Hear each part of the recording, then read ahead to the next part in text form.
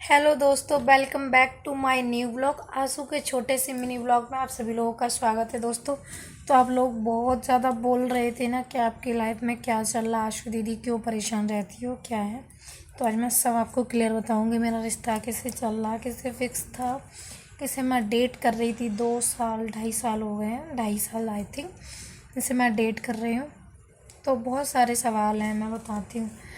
और इसलिए मेरा मन भी नहीं लग रहा आजकल वीडियो बनाने में। बिल्कुल होते जा रहे समथिंग 15-20 दिन मेरी लाइफ में कुछ अच्छा नहीं चल रहा है। मतलब 4-5 दिन अच्छा चल रहा, फिर वही सैडनेस सैडनेस। तो भगवान जाने, पता नहीं किसकी नज़र लग गई मेरे रिश्ते को, तो मुझे भी नहीं पता। लेकिन खैर कोई बात नहीं। अगले इंसान का अगर मन नहीं है तो उसमें कुछ नहीं कर सकता कोई भी, ना मैं, ना आप, ना कोई और।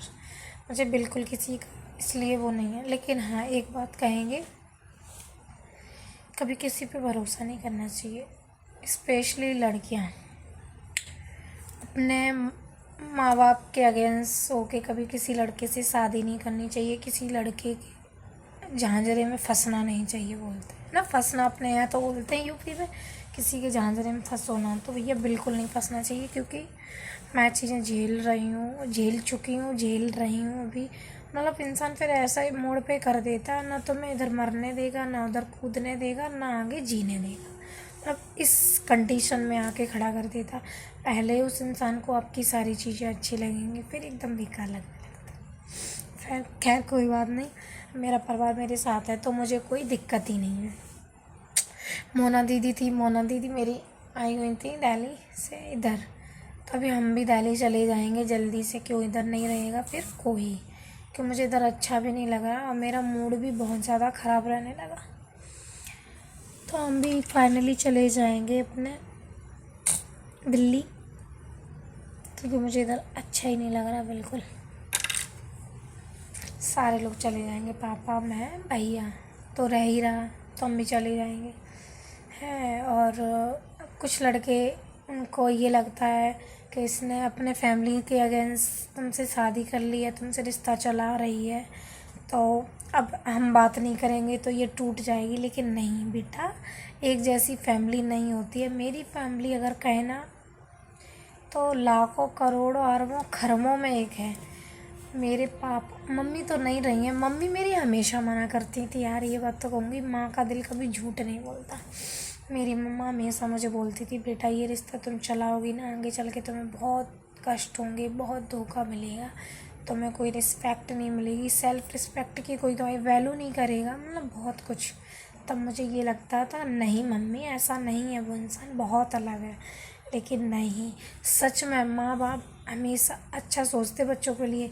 वो नहीं कहते नहीं, कुचली चढ़ जाती है, जैसे नहीं सांप के ऊपर कुचली होती है, तो वैसे ही प्यार में भी हम लोगों की आंखों पे कुचली चढ़ जाती है। हम लोग कुछ समझ ही नहीं पाते हैं कि ये लड़का है कैसा, ये सच में अच्छा है बुरा है, मतलब कुछ समझने लायक ही नहीं होते।